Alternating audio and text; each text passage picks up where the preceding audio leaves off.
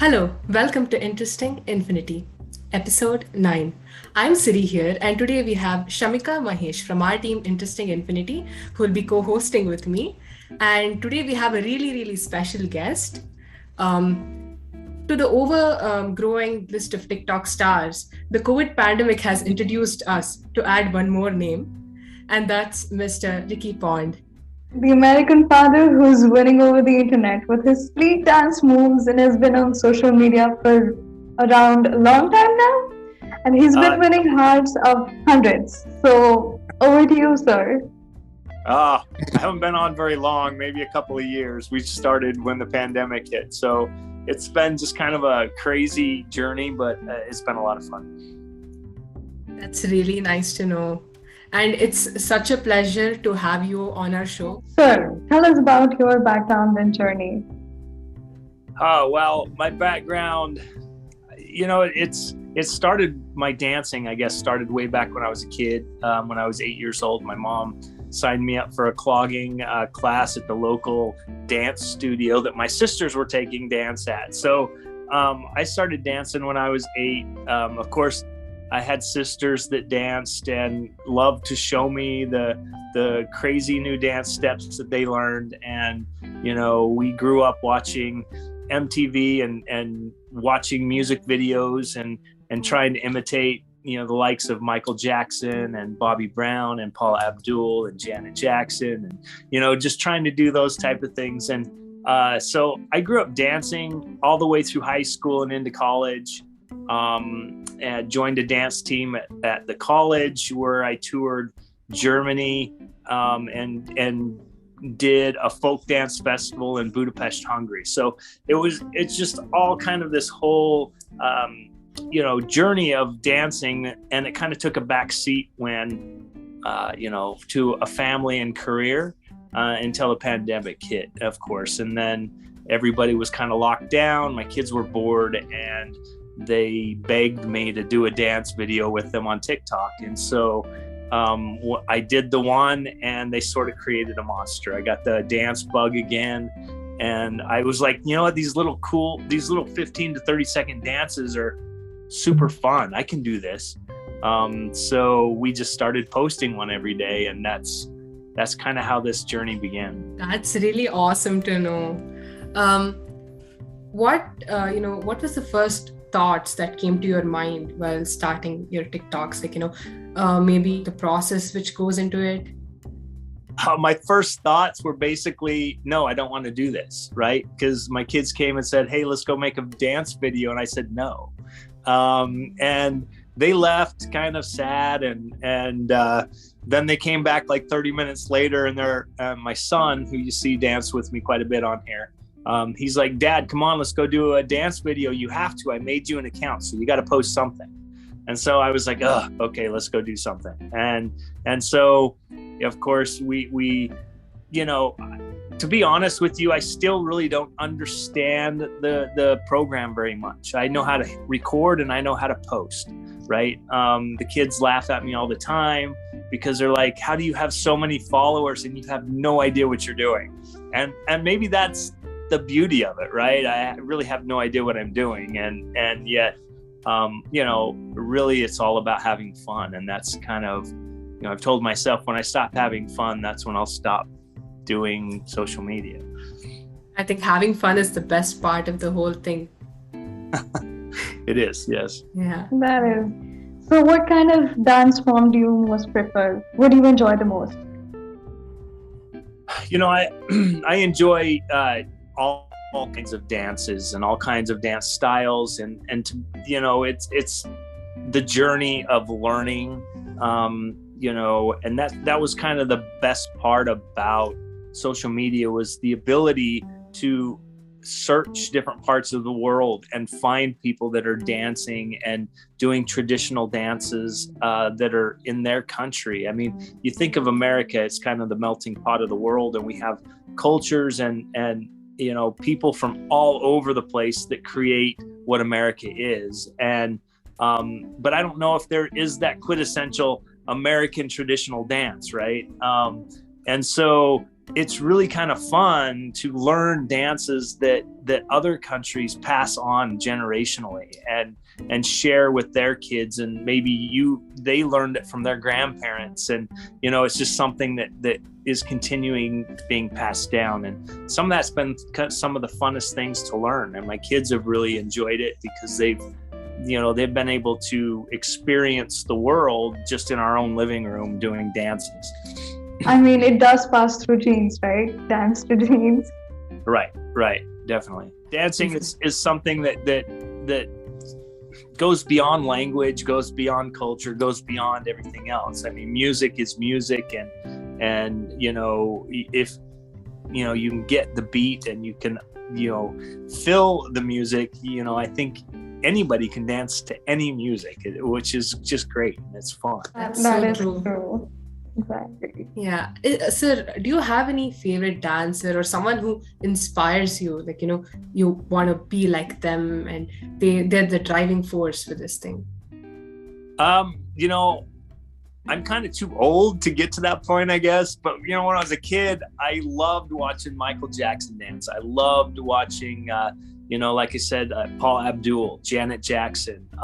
Those guys were incredible. And, they were people that I learned from, but through videos on television, right? I never was able to meet them or do anything cool with them, but it's always been kind of fun. And those are the dancers that I kind of idolize. I grew up clogging, and it's definitely different than anything else that they do, right? It's a lot more footwork and tap dance kind of stuff. But that's why, I really like doing more of the footwork dances, and I'm not a great hand movement and foot movement guy. Usually it's like I stumble over my feet when I start trying to incorporate my hands and choreograph hands. But a big part of learning other cultures' dances or hand movements are a big part of that, and it's really kind of stretched me to become a better dancer. Well, in your childhood, did you ever see yourself becoming the dancing dad? Oh, the dancing dad? No. I knew that. I always thought it'd be kind of cool to open a dance studio one day. I always thought it'd be kind of fun. I taught dance for a while. I taught clogging for a while, but I just never really opened up that dance studio that I thought I might. Did I ever think I would do anything professionally or anything, with dance that meant anything other than have fun with it? No, I really didn't. It was, I kind of aspired to, and I wanted to, teach clogging and teach clinics and, do that type of stuff. But it just the opportunity never came. And my career as a graphic designer, I kind of chose a different field. So once I started my career, there was just never any time. My wife and I used to dance all the time together. We'd two-step and country swing and do all of, that fun stuff together. And I wish we kind of would still do that a lot. We will, every once in a while we'll do that, but not like we used to. How did you ever stumble upon Bollywood, and do you ever think you'll be at India sometime? Yeah, because your Indian fans really want to know if you're coming to India, because we just pinged up our team saying that, we're going to interview Mr. Ricky Pond, and they were all going wild, and they're like, okay, ask him this one question. If he's ever coming to India, we really want to, see him, meet him. And, we're getting all kinds of questions like this. And other important thing is, how did you come across Bollywood? Oh, wow. Bollywood was just kind of along the journey of our dancing, right? We started to dance on TikTok. We started posting videos. I started going through a lot of my childhood favorite songs and dancing to those. And it got to the point where my kids started brushing me off. Like, Dad, we've created a monster. Go do it by yourself, because we've got a life and we want to do our own thing, right? And so I wanted to keep it fresh and fun for me. And so I was like, what can I do? And that's when I started to explore other cultures. And, somebody in the comments said, hey, try this Bollywood song. And I'm like, okay, and so I tried it. We did a dance to, I can't even remember what the song was, but I think it was a Bollywood song that was kind of remixed with an English song. And so we did this, and I think it was, I don't know, the English song was Teach Me How to Dougie, but it had this Bollywood song before it. And so we did that. And then the next request came, try this one. And so we sort of kind of fell into it that way. People started requesting different songs. We'd never heard them before, but apparently they were songs that had been around forever. And people were like, I haven't heard that since I was a kid. And, you need to share this on other social media platforms because TikTok is banned in India and our friends and family can't see it. So we have to WhatsApp it to them, or we have to, share it on other platforms so they can see your dances. And so that's when we jumped on Reels and said, okay, how does this work? And what do we do? And then it just went crazy from there. I mean, the best part is you did take it, you did welcome your suggestions, and it's great that you did, because not everyone's open to suggestions, right? So it made it easy. It made it easy for me. I always like, what am I going to do next? And somebody's like, do this one. I'm like, okay. I would love to. One of these days I'll get there. I mean, I had almost an opportunity to go to India. I probably would have been there either like this week or next, but I didn't have my passport all together, so I couldn't go, right? So the passport is getting taken care of. I should have it in the next month or so. And so when the next opportunity comes, I'm definitely going to make it to India. Oh, That's we'll be awesome. waiting. I know, we'll be waiting. Right? We'll make an announcement. No, yeah, we'll make an announcement. We're coming, but we won't tell you where. No, just kidding. It would be kind of fun to experience that, because apparently I'm popular in India, but here I'm just this normal guy that works 10-hour days and comes home and makes dance videos and nobody cares. And so it's like, it might be kind of fun to go and experience maybe that people, I don't know, experience that part of life. Yeah. Like that's super popular. You're like very, very popular. You can't walk on the street alone.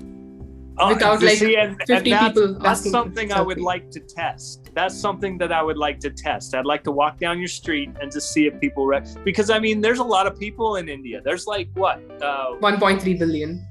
Exactly. There's a lot. And I've got only, 500,000 followers. So I've just got a fraction of the people that are following me. So maybe I'll be in the wrong town and nobody will know who I am. Like in India, Instagram and Reels, they've spread rapidly. Like everyone has Reels. So, majority of the people I know are following you. So wow. Obviously, they will recognize you anywhere you go in the country. And where are you guys located? We're in the south of India. Basically, the south of India, exactly. Okay. Yeah. All right. How do you work on your balance of work life and back to TikTok videos and Reels, and how do you do it? It's been kind of part of my routine on a daily basis, basically. I come home, I spend about 30 minutes to an hour to find a dance, learn it and record it, and then I'm done. So I get home about 5:30 every night, and hopefully I'm done and I've recorded it by 6:30, and then I can go about the rest of my evening. My wife is taking classes in school to finish up her degree, so it kind of helps me stay out of her hair and not bug her until she's done studying and everything. So she comes home from work and she does classes and studies. So it kind of keeps me out of trouble. Many people, they have so many talents. Like they're incredible dancers and musicians. They work 9-to-5 jobs, and they don't actually want to step out and explore their talent or maybe showcase it to the world. So what do you have to say for them? My thing is, if you love it and you enjoy it, make videos about what you love and what you enjoy. If there's passion and don't try to attract people just because other people are doing something, right? It's never really been about the followers for me. It's never been about the likes or the comments. Those have all been kind of nice and it's been fun, but it's never been about that. It's been about enjoying the journey and enjoying dancing and having fun with the kids and building a relationship with them in a different way, and creating those memories that will be lasting memories. I mean, we sit around and talk about, it's going to be funny one day when I'm like 80 and we're talking about, hey, remember that time you were like famous on social media? We kind of joke about it a little bit, so it's just, it's just been a journey. But if you love something and you have fun with it, people are going to see that and they're going to follow you because of that. They're not going to follow you because you're trying to do something trendy, or you're trying to do something. Don't try so hard. Just have fun with it. That really motivated us.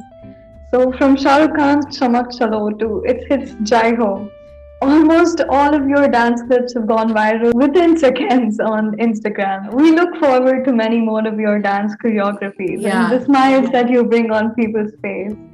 Thank you so much for being here today. Yeah, thank you so much, sir. It's definitely our pleasure to have you here. Bye. Thanks for having me. Appreciate it. And thank you all for listening to this podcast. This is Siri and Shamika signing off. Stay tuned to Interesting Infinity. We are also coming up on Stitcher soon, so catch us. Bye.